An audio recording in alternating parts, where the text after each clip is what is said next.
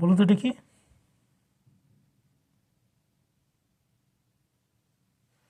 হুম, আমি জানি কেউ হয়তো বলবেন যে এটা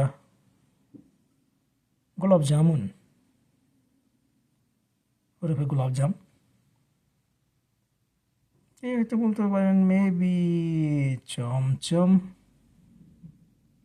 আবার কেউ বলবেন হয়তো না, এর মনে হচ্ছে এই ছানা টানা জাতীয় কিছু দিয়ে জিলিপি। না, সালা জিলিপি হলে তো গোল গোল প্যাঁচ থাকতো, এটা তো প্যাঁচ নেই। তাহলে এটা কী জিনিস? বলুন দেখি এটা কী জিনিস। এটাই আপাতত প্রশ্ন থাকলো, এর পরের বার জানাবো কী জিনিস এটা, কেমন করে তৈরি, আর কে তৈরি করেছে এটা, কে বানালো ভাই। এমন সুন্দর, কি দারুণ দেখতে, লাল লাল গোল গোল, খেতে না জানি কত ভালো হবে, মাশাআল্লাহ। এ তো গোলগোল্লা।